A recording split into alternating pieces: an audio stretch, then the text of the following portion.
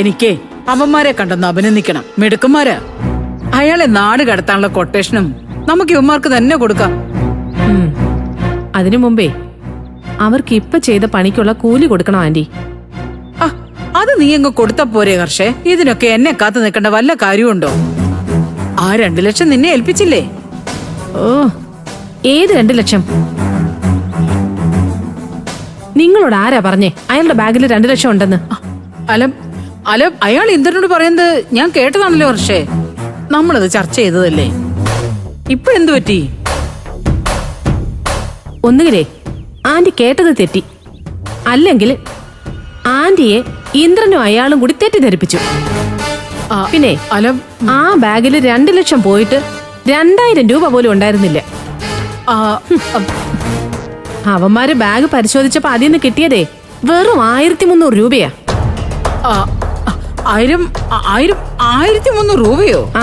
ഏയ് അല്ല, ഒരിക്കലും അല്ല. അങ്ങനെ വരാൻ വഴിയില്ല. 2 ലക്ഷം അവന്മാർ അടിച്ചു മാറ്റി കാണുവേ. അല്ലെങ്കിൽ അവരെന്തിനാ ബാഗ് അവിടെ ഉപേക്ഷിച്ചിട്ട് പോയത്? അതെന്തിനാ? ആന്റി, ബാഗ് അവിടെ ഉപേക്ഷിച്ചിട്ട് വരണമെന്ന് ഞാൻ അവരോട് പറഞ്ഞത്. രാത്രിയിൽ ബാഗും തൂക്കി വരുന്നത് കണ്ടാലേ പോലീസിന്റെ കയ്യിൽ പെടാനുള്ള സാധ്യതയുണ്ട്. അതുകൊണ്ടാ ഞാൻ പറഞ്ഞതനുസരിച്ച് അവരവിടെ തന്നെ വെച്ച് ബാഗ് പരിശോധിച്ചത്.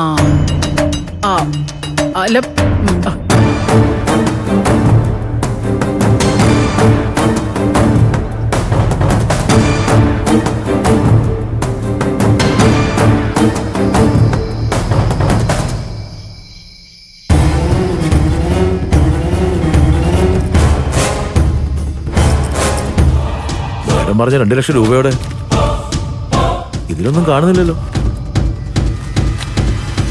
കുറച്ച് കാശുണ്ട്. ഇത് പിടിച്ചോ.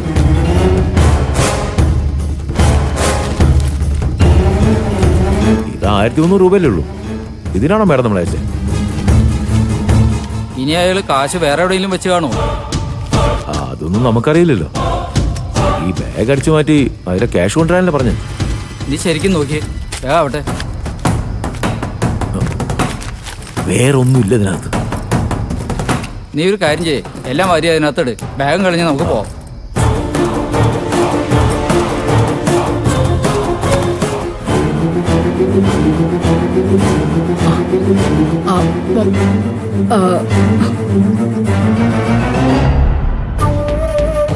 അതെ, ഞങ്ങൾക്ക് ആ ബാഗ് കിട്ടിയതേ ഇത് മാത്രം 1300 രൂപ. ചേടാ, എന്താ ഇത്? ഞങ്ങളുടെ ജോലിയിൽ ഞങ്ങൾ കള്ളം കാണിക്കില്ല.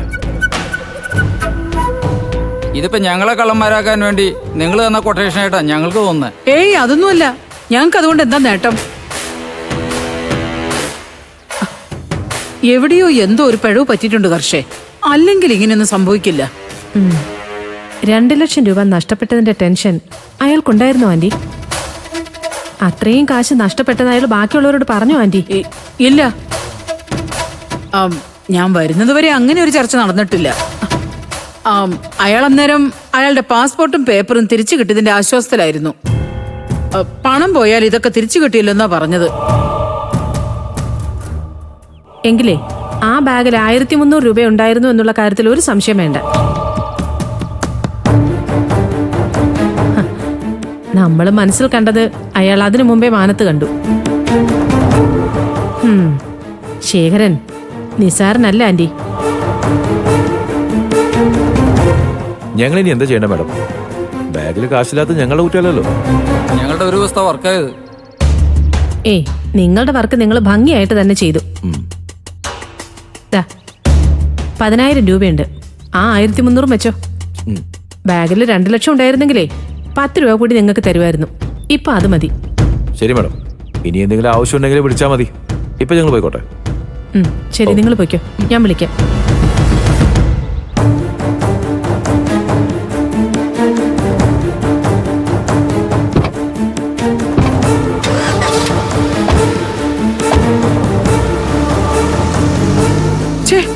എന്നാലും എന്തായിരിക്കും ഇക്കാര്യത്തിൽ സംഭവിച്ചത്? ആന്റിക്ക് അത് ഇപ്പോഴും മനസ്സിലായില്ലേ? ആന്റി ഓടുന്നതിന് 1 മുഴം മുമ്പേ അയാൾ ആന്റി എറിഞ്ഞു വീഴ്ത്തി. ഇന്ദ്രന്റെ സപ്പോർട്ടും കൂടി അയാൾക്ക് ഈ കാര്യത്തിൽ കിട്ടിയിട്ടുണ്ടെന്ന് സംശയിക്കണം. ഇന്ദ്രൻ അയാൾക്ക് ബാങ്ക് അക്കൗണ്ട് എടുത്തു കൊടുക്കാമെന്ന് പറഞ്ഞിരുന്നു. പക്ഷെ അതിനൊന്നുള്ള സമയം അവർക്ക് കിട്ടിയില്ലല്ലോ വർഷേ.